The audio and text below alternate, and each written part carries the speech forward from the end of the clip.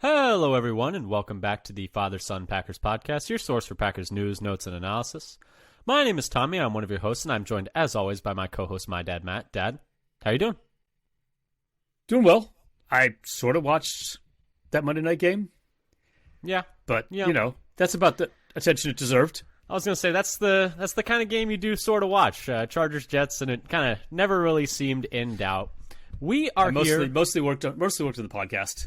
Yeah, I know, right? I had that on the side. Or I guess it was more I was working on the podcast stuff and I had the football on the side. But not a super exciting Monday night game. But we are here, like you said, Monday night, here to break down also what wasn't a super exciting game, but was an exciting game for us because, Dad, the Packers no longer have a 4-game losing streak. They have won a game for the first time since week 3. It feels like it's been long. You saw that the Packers had fewer October wins than the Brewers. That's horrifying. You hate to see that. But anyway, we are here to talk about that. I saw somebody tweet that somewhere. We are here to talk about that game. Packers victorious over the Rams 20-3 this past Sunday, breaking the 4-game skid. Packers improved to 3-5 on the year. Still kicking a little bit in the NFC. The NFC's pretty weak, but they got to win. I'm not going to get too far ahead of myself. It's exciting to get a win. But before, and we're going to break it all down for you. We're going to talk about what we liked from the game, what we didn't like from the game. Before we do, though, just wanted to pitch a couple of things. And that is, if you like what you hear here today, come give us a follow on Twitter at FatherSonPacker. We tweet out statistics we find interesting whenever we have new episodes, articles, videos that we find interesting, pieces of Packers news, etc., etc. Keep you up to date with everything going on in Titletown. And then come subscribe to us on your podcast platform of choice as well, whether that's Apple Podcasts, Google Podcasts, Spotify. We put all our episodes out on YouTube as well. You can find them there and subscribe to us there. It would really help our numbers. But that is the whole spiel, going through it even faster each and every time, trying to get up to that disclaimers at the end of a pharmaceutical advertisement. We're going to get there someday where I can just start ripping it off in about 8 times. Well, some of those games we've been watching so far this year deserve some disclaimers. Yes, that is true, especially some of these Packers games. But like we said before, Dad, this game was not one of them. Packers win 20-3, and we got a good amount to talk about in this game, a good amount of good to talk about in this game. But, Dad, let's start with some of the negatives, and let's start with the downer here, the injury report. Packers did lose a few people in this game, hopefully not for super long, but a lot of players had to exit this game at points. The first of which was Kenny Clark, who left with a shoulder injury. He went to the locker room on a cart. Post-game, both he and LaFleur said they didn't think it was going to be long-term, and Clark was, quote, said, "I'll be all right." Beyond that, Christian Watson... Of course, that's future tense. It's like, and when will you be all right? Yeah, a game, no games, 2 games? How are we feeling? Probably not IR, hopefully. But we'll be keeping you up to date with anything news-wise on our Twitter over there that we hear about the injury report on Kenny going forward. Beyond that, Christian Watson was knocked out near the end of this game listed with a back, chest, and concussion protocol. LaFleur said, I believe today, that he cleared concussion protocol, and also said that he didn't consider the chest or back injuries to be serious, so those are both positives as well. Josh Nijman, with the back injury, he actually started at left tackle for Walker in this game, and I thought was playing pretty well before he had to leave with a back injury, and Walker had to come in for him. Keyshawn Nixon left with a shoulder injury, but he did come back into the game, so that is some good news. And John Runyon went into the medical tent at one point, according to Paul Brettel. It was unclear for what.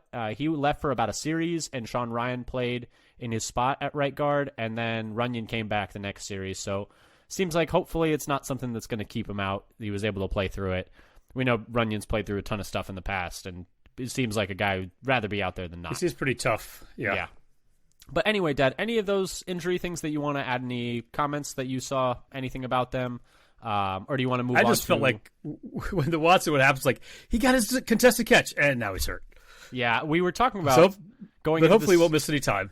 Yeah, going into this game. And then actually felt go ahead, that you said Diamond was playing well when he came in. But Walker actually, I think, had a pretty good game as well in the time he was in there. Yeah, no. Certainly one of his better games, I would say. I would say he was... Yeah. He was comporting himself a lot better than he had in some of these previous games where I had been like, hey, I'd like to see Nijman out there because I feel like this Walker thing's just not working. And to be fair, I think Walker's always been a decent pass protector, just not much of a run blocker. I don't know if we saw anything necessarily a whole lot better today, like that would necessarily like dissuade us of those opinions, but Walker held his own, and the Rams D-line isn't a juggernaut, especially at the edges. Although their rookie, we talked about Byron Young, did have a pretty good game in this one. But yeah, I agree. Walker was fine in this game. Anything else in the injury report that you want to add, or should we move on to the meat of our game breakdown? I think that's it. Okay, meat of the game breakdown. Dad, biggest moment of the game. This is per ESPN win probability. It's the play that shifted that win probability the most, is how we define it. And that was the Brett Rippon fumble in the first quarter, forced by Jonathan Owens and recovered by Devondre Campbell. It took the game from a 50.4% chance of winning for the Packers to a 64.9% chance of winning for the Packers, which was a swing of 14.5%. So that was the play of the game, the most impactful play, that is. But, Dad, do you want to move on to the offense or the defense first in terms of what we want to talk about today? Let's talk about the offense first. Okay, offense first. Do you want to start with the good or the bad? How you feeling today? You want to, vegetables first and dessert after? Or you want to end with a good taste in your mouth? Yeah, we can end with the good stuff here, because I do think they were, for the most part, pretty good on both sides of the ball for most of the day. They're obviously not perfect. They're not a perfect team. But yeah, so what do you want to say, I guess, negative about the offense before we like pivot and say some positive things? Okay, so I didn't have all that much. The one thing was they gave up 4 sacks, and you can definitely, I think, blame Love for some of them. So the first sack, was 5 seconds into the play he held the ball. Yeah. And then the second sack was one where Donald splits a double team and trips him up. And then the third one was like at least 4 seconds into the play. I think that was, I'm not sure who got that one. But yeah, so there were like 2 sacks where he's like holding the ball for a long time, looking around, and it's time to get rid of it. And even the announcers were talking about he's got to have that clock going in his head. Yeah. And so those 4 sacks against, was the way they got them anyway, was avoidable. At least a couple of them. Yeah, I agree. Because I didn't think the pass protection was all that bad. And there were times where Donald was doing Aaron Donald things. But for the most part, like, when you consider the fact that they had Myers and Runyon in there, and Runyon hurt, and Sean Ryan in there, the fact that Donald didn't entirely take over this game, that's an absolute win, in my opinion. I take the day he had any day of the week against the players that the Packers had playing on the offensive line today, especially considering Runyon wasn't 100%. For me, the negative that I had was, like, they did a lot of good things and they actually moved the ball pretty well, but man, they just shot themselves in the foot so many different times early in this game to, like, keep it a tight game. Penalties wise, so they had 8 total penalties of the day, but 6 of them were on offense, and 4 of them were just procedural penalties. And we can talk about the 2 4th down penalties in a second. I just want to add one more thing. But in terms of shooting themselves in the foot, so 4 procedural penalties, 6 total penalties on offense, and then fumbles. The Dontavian Wicks one, it's 1st and 10 at the 47 after a 51-yard return by Keyshawn, and you're up 4 and you have the chance to make it a 2-score game and you fumble there. That's really rough. And the way the fumble happened was just so yakety sax. Like, it was just Benny Hill theme everywhere. And then exactly. No, that's sorry. It's that's the anyway. And then the Jones one. The Jones one was after like a big 3rd down conversion that was 3rd and 12 they converted, and in the midst of a big run, they would have had it probably around the 40-yard line if he didn't fumble. And then once again, they were only up 4, like trying to essentially make it a 2-possession game. And so they were just shooting themselves in the foot all up and down the field. But, Dad, the specific ones that I think warrant discussion are the 2, we talked about the 4 procedural penalties, but 2 of them were lining up offsides on the offensive line on 4th and short. Now, I think we talked about this, and we can agree the first one was on Runyon. They called it on Nyman. They meant to do it on Runyon. Yeah, he's kind of in the neutral zone, lined up there.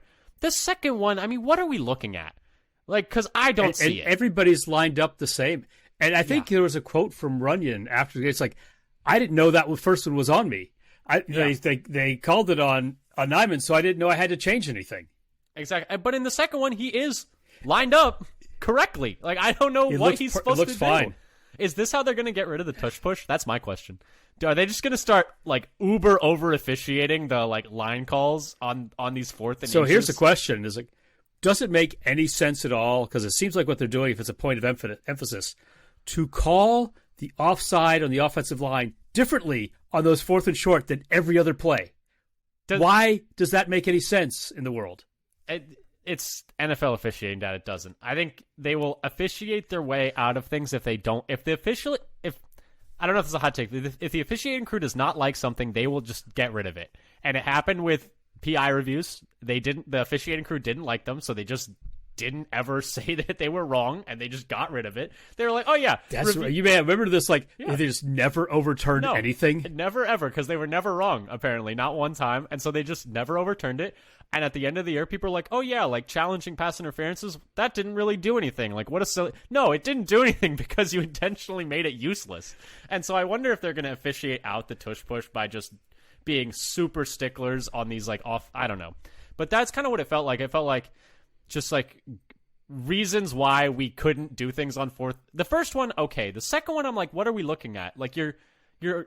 I don't know. I don't really have anything else to add on that. It was just frustrating, and it was kind of. I'm just putting it in the section of like the Packers shooting themselves in the foot because they did shoot themselves in the foot. When you say they found ways to set themselves back. Right. I mean, I talk about an unforced fumble. It's like Wicks makes a catch, loses his balance, stumbles around, tries to stretch out for the first down with one hand, and this might be the only time you ever see the ground cause a fumble because they tell you it can't. But this time it did. Yeah, as long as you're not touched, and nobody had touched him. Just the way it pops up in the air and just lands perfectly. Perfect. He's like so close to the sideline, and it just goes straight up to the defender without him or the ball touching the paint first. Yeah, it was incredible. But that was my only real negative because I think for the most part, did you have any other negatives on offense you wanted to add? No, that was the only thing I really wanted to talk about there. Well, I'll pivot because I felt like overall even though the game was close for a while, they just looked like by far the better team on a down-to-down basis. Well, they scored in the first half. They finally did things in the first half. They scored a touchdown in the first half, Dad, and they hadn't done that since the Falcons game. They had not done that since week 2. They scored a touchdown in the first half in the Falcons game. They haven't done it in so long. It had been they were 5 averaging. games. Were they down to less than? I know they were down to less than 4 points per half in the first half. I don't know if they got below 3 ever. They were down below 3. I think it was like 4 games with like 9 points at one point. But so first half offense coming into this game in the first halves of games, the Packers on offense had an EPA per play of negative .223, which was 29th in the league amongst first half offenses. So this is just weeks 1 to 8 coming into today, and a success rate of 36.5%, which was also 29th in the league. That's per RBSDM.com. And in this one, they were up to .017 EPA per play, which would be 15th if it was over the course of the year, like among all offenses in the first half. And then a success rate of 44.1%. It's in the positive. Exactly, and a success rate of 44.1%, which would be 19th over the course of the year. And so they weren't even great in the first half today.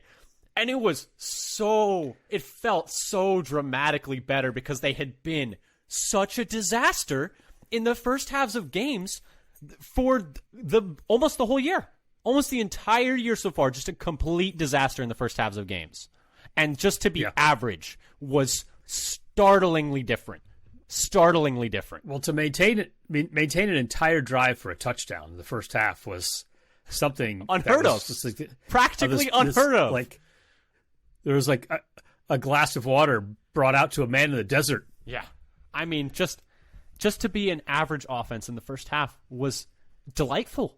It was remarkable. Yeah, like, ooh, I can watch this game. Yeah, and oh man, because we talked about how just unwatchable they were in that Vikings game and in the Denver game and in the Raiders game and in the Lions game. Like they had been borderline. They had been completely unwatchable in the first halves of games for over a month, and they had been borderline unwatchable in general for like the better part of like 2 to 3 weeks. And so it's just to be putting a product out there that is not just bottom 2, bottom 3 in the league, we'll take it. We'll take average in the first half. We'll take it. But that was my main positive. My other one was that Jordan Love played pretty well. Overall, he was 20 of 26 for 228 yards and a touchdown. So, much better completion percentage than he had going into this game.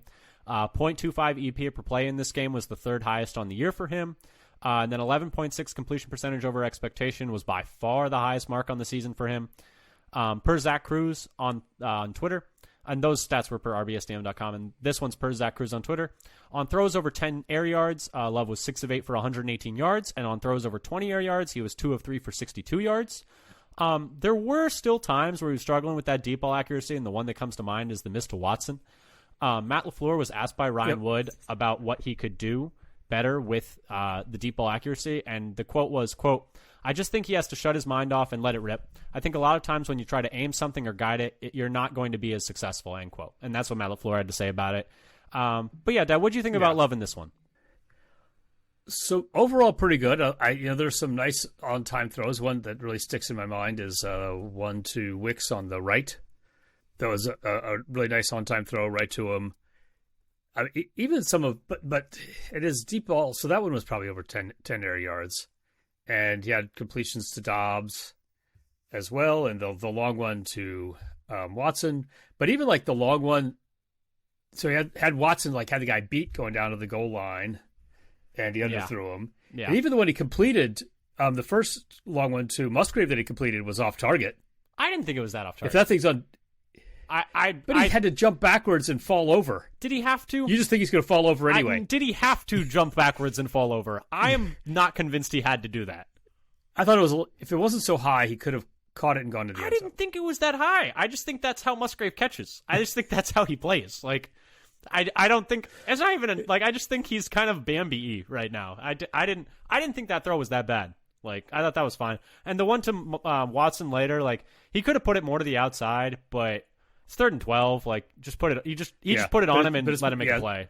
So it's more that first one that was underthrown. Oh no, so the first one one was to fight back through it. Was really bad. That was a really bad throw. 5 yards underthrown.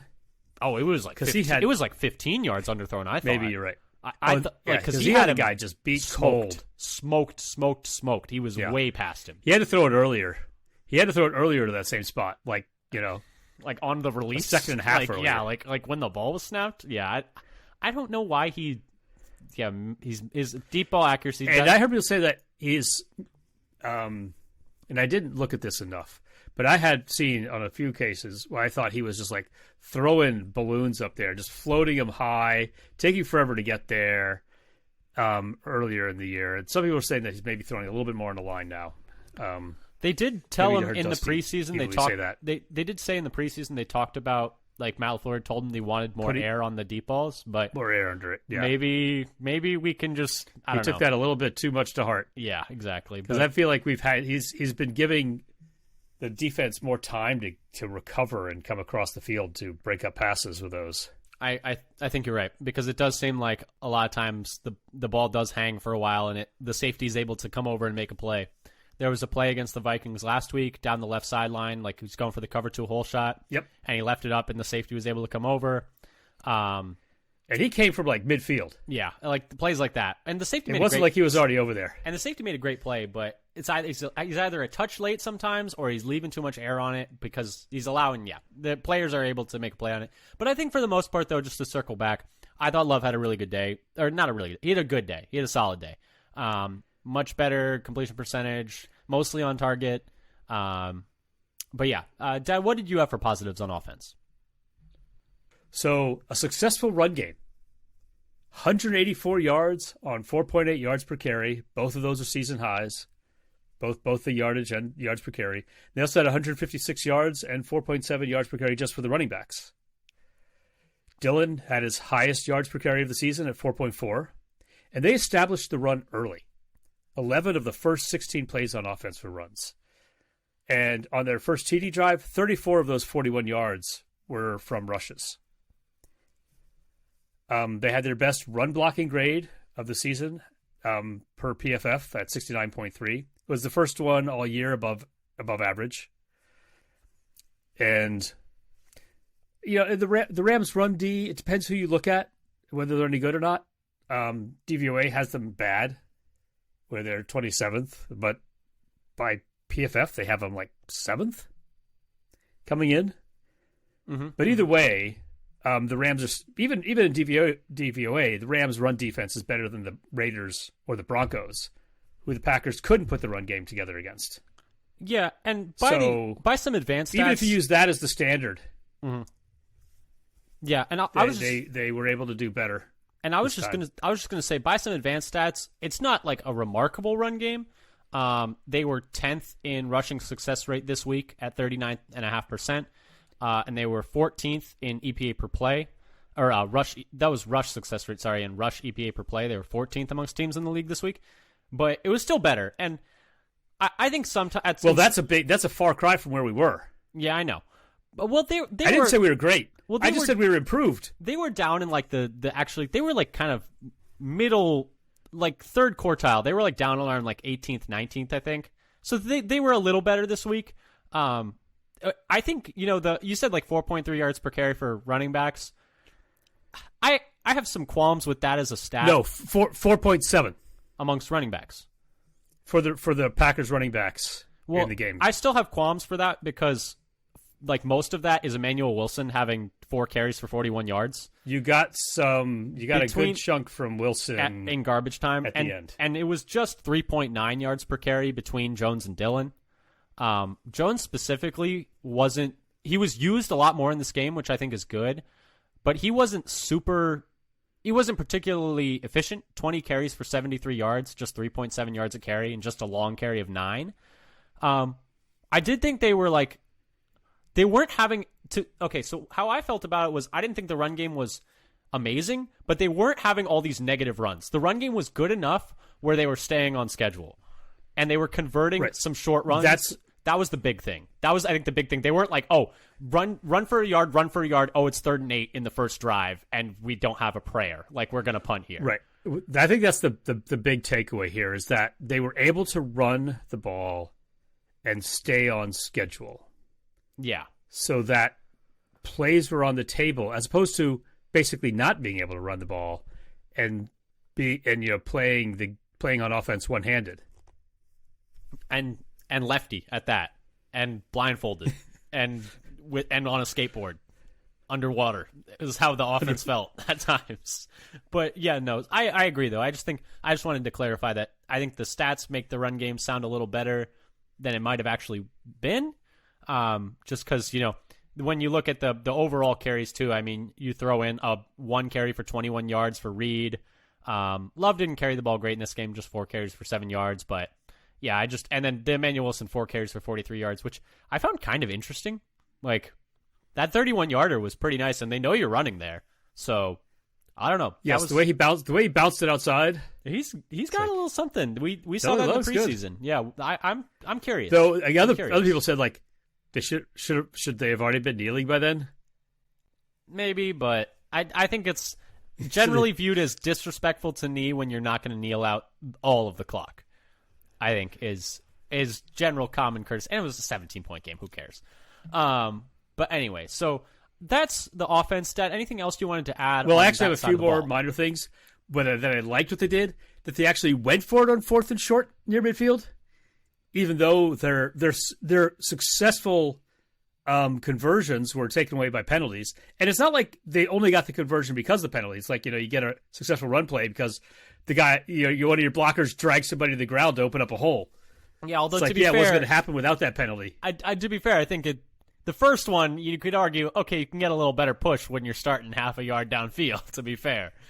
But that second one... He wasn't that far. No, he wasn't. It's true. But it's a game of inches, And then Wicks, actually, he may have had that weird, crazy fumble because he lost his balance and tried to hold on to the ball one-handed while he slammed the ground. But he actually had otherwise a good gameplay to play. He was 3rd among wide receivers in routes run, led all wide receivers in receptions and receiving yards.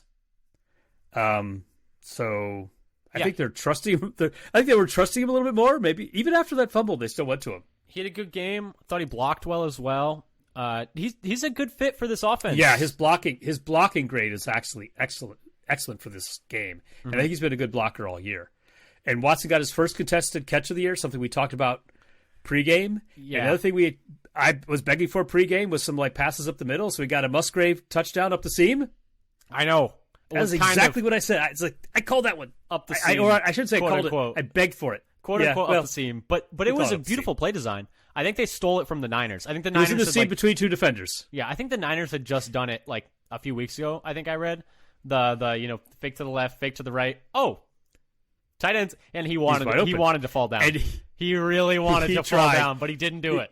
But once he got that first stumble step, then he was good. Yes, but no, that was exciting. First career touchdown for him. Super exciting. Right. Any concerns over Christian Watson's usage?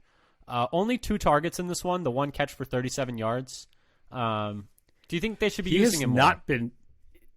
I think they should be using him more, and he's had like low targets for a lot of games this year. I can't tell if it's. You could chalk it up at the beginning to the injury, but I don't quite know what's the story. I feel like he's not getting super open, and the ways that he gets open are currently what Love is not good at, which is like go routes, which Love can't seem to connect on at all right now. So I think it's partially fit, partially he needs to diversify like the ways that he gets open. And, I feel like they don't use him on as many crossers right now at all. I think that's what I was going to say is I think the coaching staff needs to diversify what routes he's running. Yeah, I wouldn't disagree with that. But anything else on the offense, Dad, or do you want to move over to the defense? We can move over to the defense. Okay, defense. I was even more impressed. Oh, wait, actually, things that made us think on the offense. Sorry. A couple things that I wanted to add. Yeah.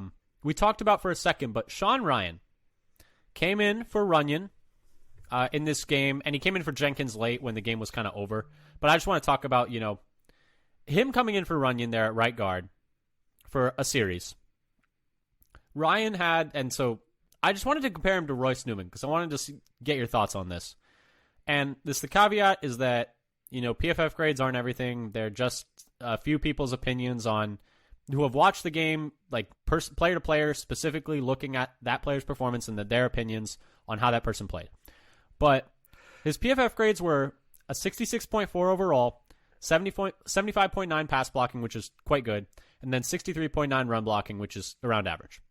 And if you compare that to Royce Newman, who on the season was at 46.1 overall, 45.9 pass blocking, and 53 run blocking, and to be fair to Newman, like I think it's small. It's the Ryan one's a very small sample size and no tape on you, so like they can't be like, hey, you're bad at this. When Newman was brought into spot duty against Chicago for 5 snaps, he graded out even better than Ryan did in this game. I do think it is interesting though that Ryan was a 3rd round pick. He came in this game and looked better than Newman had earlier. I think it's fair to be like, why was Newman and Ryan looked better than Newman in preseason, and Newman was on the roster bubble in preseason. So I think it's fair to ask, like, why was Newman the default backup guard and not Ryan? And now Ryan seems to have passed him on the depth chart. But, Dad, what are your thoughts on that? Because it was weird, and it made me think. Why did it take so long? Well, why was Newman ahead of him? I had a little bit more. How did Newman jump ahead of him from the preseason to when the game started, when Ryan was clearly ahead of him in the preseason, and then Newman was bad in the regular season, and Ryan comes in and plays and doesn't look lost? Yeah. He looks solid at least. Like if you had told me, like, Newman was ahead of Ryan again in the season, like on the depth chart, I'd be like, yeah, okay, Ryan, like it's not going to click. Like he's just lost out there. Like he somehow needs another year. Like it's just not going to happen. He didn't look lost. He looked fine. He was moving to people. He was blocking well. He was driving people downfield. Yeah. And so I had like for his run blocking grade, that run blocking grade, it's only like he played 15 snaps overall. Yeah. Only with his 2 different snaps. stints. But that run blocking grade for the season is only behind Bakhtiari and Tom among the offensive linemen, which says more about the offensive line. Which says more about the offensive line than it does Ryan. But yes. And so his run blocking grade is 63.9 for the season, for 15 snaps. But Runyon's is only 49.2, and his pass blocking is better than everybody else in the interior offensive line. It's interesting. I don't know how you could. I saw somebody tweet the idea of, well, Runyon's better on the left anyway. And Ryan's looking good, so move Jenkins to left tackle. Jenkins, Runyon, Myers, Ryan, Tom. Because you're not wrong. Speaking out there, Runyon is way better at left guard than he is at right guard. Like much, much better. Yeah, I can't remember who tweeted this, but I was like, "Oh, that's spicy. It could be." I don't hate it. An upgrade. I don't know why they suddenly don't want to move Elton Jenkins ever. They just never want to move him now. Like, he's just like, oh, yeah, you can do that. We're done with it. We're not doing it anymore. I don't know. Yeah, if they wanted to put, there's no. I think I feel like they got burned when he was coming back from injury, and so foolish. Yeah, I don't know. For a team that so often is stuck in their ways and stays the course when perhaps they should not, like Amari Rodgers at punt returner, like certain defensive coordinators for too long, stuff like that. Special teams coordinators for too long, and things like that. For teams that so often stay the course, for them to, in this one instance, just be like, well, that kind of burned us. Like, we're not going to do that anymore. It just seems so counter. Like, it's like the one time that I think that they would be in the right to stay the course. A player coming off injury didn't look great at a position that he was learning for the first time. Wow. Who would have ever thought? Now we'll never try him at tackle again. That just seems foolish to me, but whatever. And the counter argument is like, well, their guard depth is horrible. It's like, yeah, fair. But if Ryan is going to play that well and they want to move Runyon over to left guard, I wouldn't hate it. Anything else that made you think on offense, Dad? That was it that I had for the offense. Okay, well, let's move on to defense again for the second time. Let's stick there this time. But for me, Dad, I thought the defense was really good in this game. Really, really good, especially considering the limitations in personnel that they had at times. You know, Kenny missing most of this game. I thought Jair actually looked really healthy, which is awesome. Great to see. But, you know, you don't have... He was making plays. He missed that. He looked spry. Aggressive and quick. And not an easy opponent to be going against with Kupp and Puka. But the one things that... So, no Kenny, no Quay Walker, no Rudy Ford, no Darnell Savage, no Eric Stokes. So you're starting a lot in the middle of the field, a lot of young guys. I mean, we'll talk about the players that stood out in this one. You're starting your third and fourth safety, your fourth corner. Your fourth corner, you're your down third your number linebacker, one defensive lineman. Yeah, your best lineman, linebacker. And it was a valiant effort by the guys. And shout out Joe Barry for having them ready as well. I think they looked. I mean, in some ways, they look kind of dominant. Well, they look dominant. I want to add the caveat that they're playing against Brett Rippon, and he's not good. Anyway, and we were right that he's not good. But caveat to all of this defensive talk is they were playing Brett Rippon, but they did look dominant. Let's start with the negatives, though, Dad, so we can end with the positives. I didn't find any. Especially considering the fact that I know you have one, but I just wanted to say, like, considering the fact, like, you know, they're playing against Brett Rippon, but also considering the fact they're playing a lot of young guys who have not played a lot and are really green.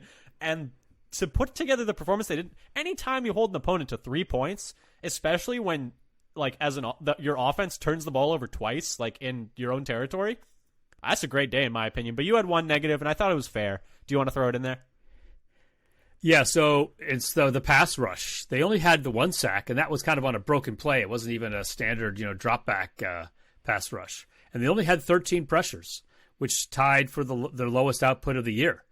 They'd done the 13 twice before, but yeah, and it's never not like, any worse than that. And it's not like Rippon wasn't throwing it; like he threw it 28 times, and you'd hope they'd get a little more pressure, especially because Havenstein did not end up playing. It ended up being Nopum, a right tackle, who had really struggled. But yeah, you would have hoped they would get more pressure, but the rest of it was just so good that I can't even be mad. Yeah. Do you want to start with? To go back. Maybe they were, sending rushing 3 a lot. I did feel like it, but I don't know the exact numbers on it. They were rushing like 3 or 4. They didn't really go kind of crazy on the rush. And it worked. Committing to the rush. Who are we to question it? But Dad, I noticed that you said you had something about the run defense, and I think that's a great place to start. For the day, they held the Rams running backs to 51 yards on 22 carries, so fewer than 3 yards a carry, which is wild because we talked about going into this game as like, man, couldn't you just see a game where Brett Rippon only has to throw it 8 times and they just run it down the Packers' throat all day?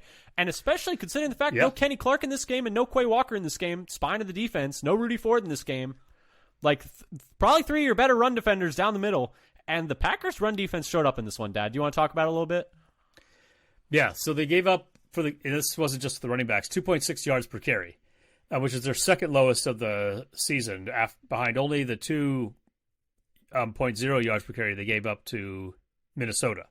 So they're trending up, let's say. And I also like the support they're getting from the secondary at the line of scrimmage. So stops, which is like a tackle as a loss for the offense. 4 stops for Keyshawn, 3 for Jair, and 1 each for Owens and Valentine. So a couple of those were tackles for a loss too. The one, and Owens forcing the fumble, and Jair had what was a tackle for a loss, and I think Valentine had a tackle for a loss. So they were really, doing some work in the run game. They were getting after it. By EPA per play this week, per RBSDM, they were the second best run defense in the league to only the Ravens. They were like 10th. Who absolutely curb stomped the Seahawks. The Seahawks, my goodness. You know that Lamar is like 18-1 versus the NFC? He's only lost one time. Isn't that kind of a weird stat? It is a weird stat. I heard him say that during the game. And they were only like 13th by success rate against the run, but like they just so much better than they had been. I mean, they'd been good against Minnesota too, but Minnesota was not a good run offense. Like the Rams' run offense was pretty good. Caveat, playing against Brett Rippon, you can load up against the run. I get it. But still, better than I would have expected even. And a great showing. Great showing. And the only way you were really going to lose this game was if they ran all over you, and you didn't let them do that. So kudos. Per StatMuse, they had 5 tackles for a loss per game before this week. So they're averaging 5 tackles for a loss. And so this game, they had 6 tackles for a loss against the run, plus a sack, and an additional 3 tackles for 0 yards. Yeah. I mean, the young players played so well in this game, and that was my big positive, is the young depth pieces. Is there anything else on the run game you wanted to add in? No, I have a little bit on the pass game, so not on the run game. Take it away. 7 pass breakups. Yeah. Their previous high on the year was 5, and their second highest was only 3, and they have a couple games with 0. I know. I remember that Denver game. It was like 12 targets, 11 catches, no PBUs. It's like, oh my goodness. And they were. So it's a huge difference compared to what they were doing before. Yeah, I mean, the young members of the secondary specifically, but I'm just going to talk about the young members of the defense were so great. Carrington Valentine, man. I mean, my goodness, 1 catch on 8 targets for 14 yards, and he also had a stop that you talked about. He was the highest graded defender per PFF for the Packers. I mean, when you're going against guys like Puka Nacua and Cooper Kupp, and he had Puka Nacua like pretty much the whole game in clamps, and he was letting him know about it the entire game long. I love watching him play. And we had talked about, like, in the preseason, and I know he didn't play well against the Broncos, and I know it's Brett Rippon, but the preseason people were talking about we need to find a way to get Carrington Valentine on the field. And there's snaps available for him, and if he keeps playing like this, my goodness, like, he was out of his mind. He might just take that starting job and run away with it. And never give it back. I know. And beyond that, though, Isaiah so I'm just going to talk about the young guys. I'm hoping he keeps playing this well. Me too. Shoot. And just talking about the young guys and the depth guys that were forced into bigger spots, playing great in this one. Isaiah McDuffie, I mean, my goodness, 7 tackles, 4 stops per PFF, which is like any play that constitutes a failure for the offense. Average depth of tackle on run plays of 0.4 yards. So he's hitting any tackles he's making in the run game are right at the line of scrimmage or way behind it. Defensive lineman kind of number there. Exactly. As a linebacker. Carl Brooks and Kobe Wooden were great. Wooden had a key stop and a pressure, beating a double team, I think, if I remember correct. Oh, no. The announcer said it was a double team, and then it wasn't, and then the announcer got a little sheepish. It was kind of funny. And then Brooks had 2 pressures, 2 passes batted down, and a stop, and helped Lucas Van Ness get his tackle for a loss as well. He was the main reason. He just blew up that run play by pushing whoever was trying to block him into the middle of the running lane. Yeah, so there was nowhere for him to go. LVN owes him a firm handshake after that one because he got him that one. Anthony Johnson Jr., first pick of his career, also had a big hit that jarred loose pass to Tyler Higbee, and overall didn't look lost out there, and looked pretty like a safety making his first start, and he looked good. He looked pretty good. I love that they decided to start him instead of going with, because we talked about it. It was like the previous times they might go with Levitt again. Well, the previous times they'd gone Owens and Levitt, and I'm just like, the whole point of this year is developing young talent. What are we learning by starting a player who is never going to play safety, ever? Like, the whole point is to see what you have in these young players, and they did that. So shout out to Joe Barry and the defensive coaching staff for going with Johnson this one. He looked good. And then Jonathan Owens, forced fumble, didn't look lost, looked playable. The safeties, like, whoever's coaching the safeties must be doing a decent job, because there's a super talent deficiency back there, and they haven't even been like a top 5 problem to me, like, on the year. I would say we have felt like when almost every safety who's gone out there has overperformed expectations this year. Yeah, 100%. I think that's totally fair to say. And for a unit that people were maligning is like, this might be the worst unit on any defense in the NFL. And on paper, it was hard to disagree with them because it's like, well, Savage is your best safety. And he hasn't been great the past few years. And your other safety is Rudy Ford, who's a special teamer. And then we're on to their backups. So, and the fact that they're still playing well, I get that it's Brett Rippon, but still, progress. So yeah, the young guys in this were really good. The secondary, I just wanted to add a couple things that you already talked about, but they held Kupp and Puka to just a combined line of 5 catches for 80 yards on 14 targets. And they didn't let Tutu Atwell get loose either. 4 catches on 7 targets, but for only 13 yards. That's excellent. Great tackling as well.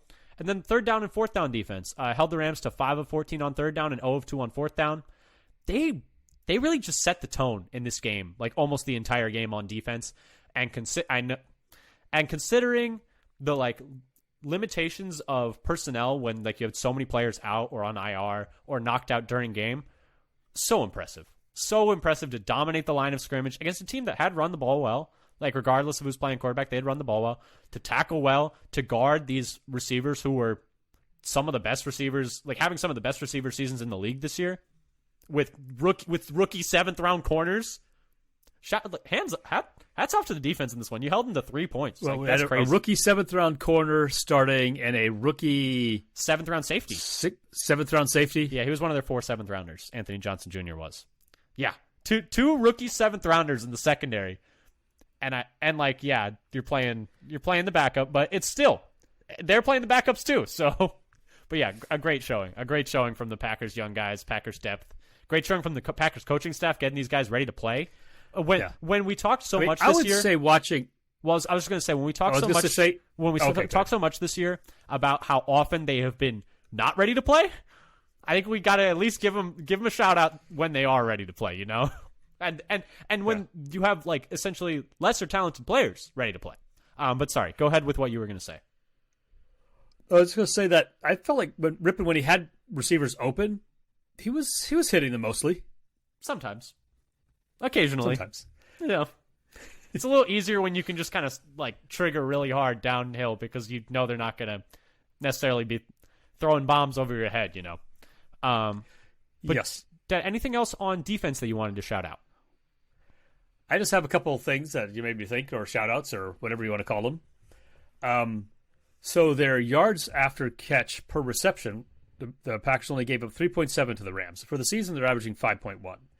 And taking that together with the number of pass breakups they had this game, it kind of matches my first impression that the Green Bay coverage was actually good. They were on the receivers, and not just that Rippon couldn't hit anybody, but they were in position to make a play when there was a play to be made. And kind of continuing that theme of like tackling and getting to the ground quickly, and what you're saying about how well McDuffie was playing, you know, so this is his best graded game of the season with the 7 tackles and 4 stops.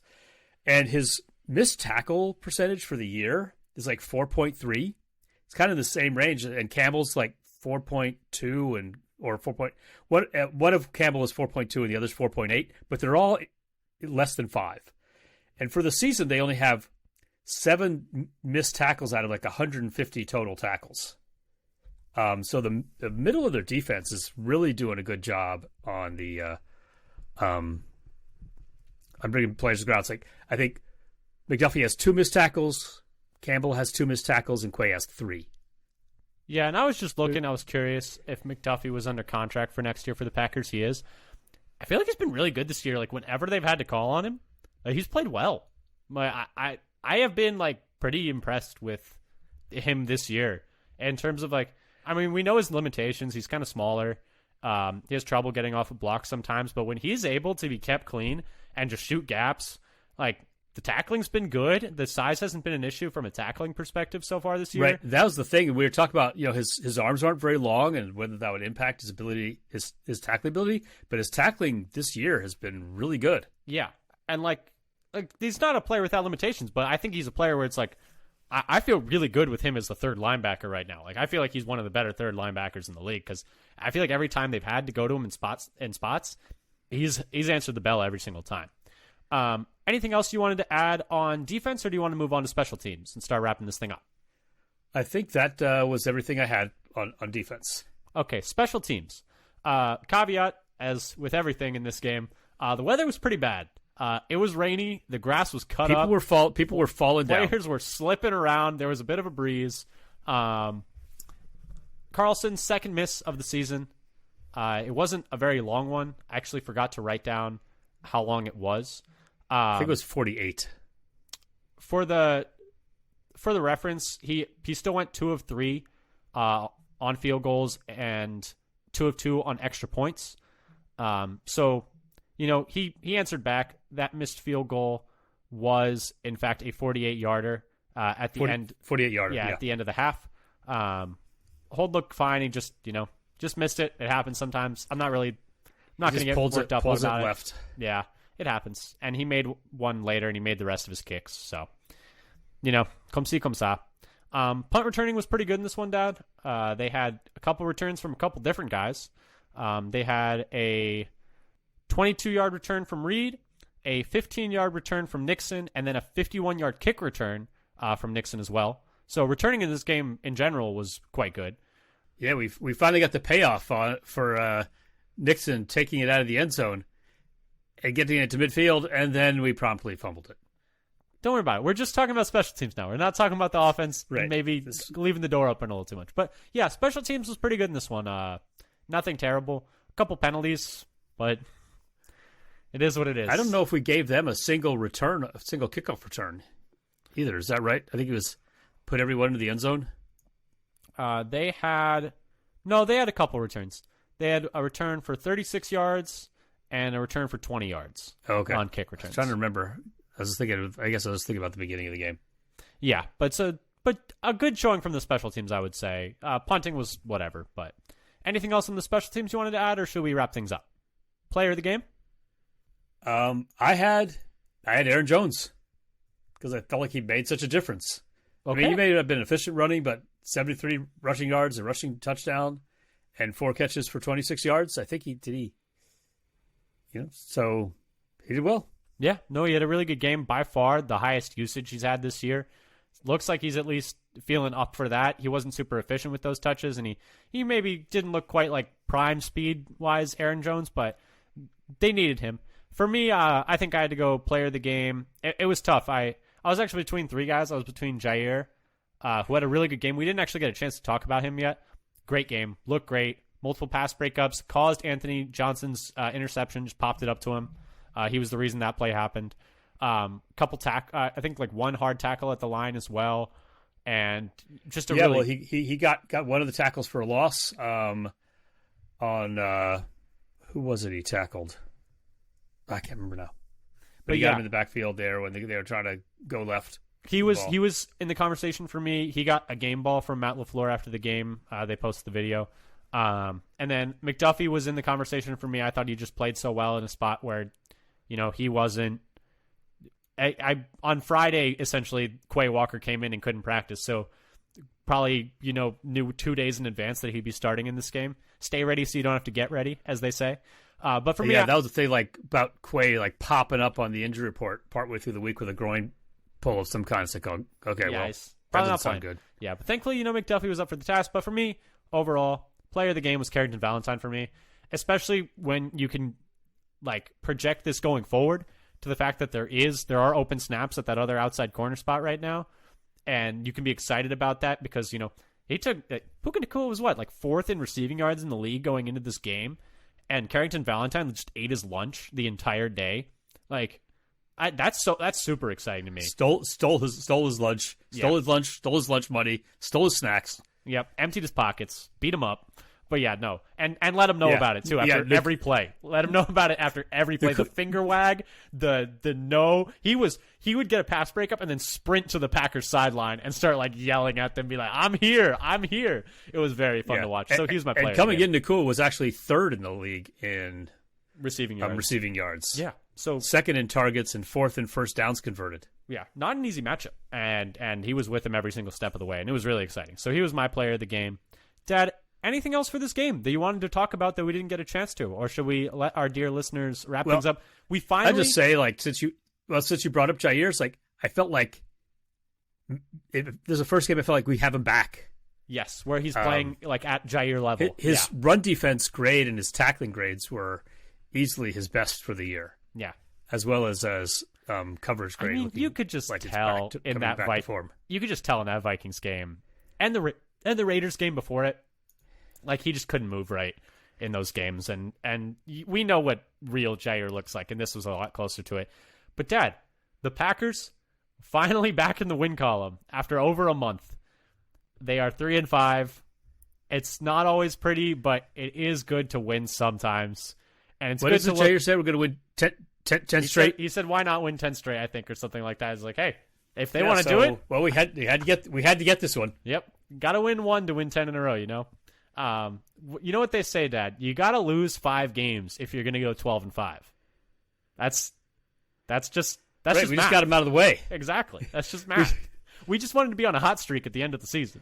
But no, yeah. So exciting. Packers skip the skid. They will be playing the... Goodness, do you remember who this next on? Steelers. The Steelers next week. That's going to be another ugly game. That's going to be a tough one, too. Yeah, so they got a tough defense, but it's another bad quarterback, if we're being honest. Not the same level, but not a great quarterback at least. No, but not a great quarterback. Yes. Bottom third. Somewhere around there. Quarter? We'll talk about all of this on the pregame this week when we talk a little bit about... so tune in. That was a teaser. Exactly. Teaser. Listeners, that was a teaser for our upcoming pregame show. Yes, we'll be doing a pregame on Packers Steelers. Don't you worry. We'll be talking about it. We'll be hopefully doing another postgame next week, but we don't want to get after a win, but I don't want to get too far ahead of ourselves. We're going to enjoy this win in the meantime. Like we said, Packers win 20-3 over the Rams, improve to 3-5. They are still third in the NFC North, but you never know what might happen. Maybe this is time Packers go on a little bit of a heater. And just keep your eye on them. Keep your eye on the Packers, because if they just are competent going forward, I'll still take it. But if they're competent, they're not an untalented team. That's all I'm going to say. But anyway, thank you so much for listening, listeners.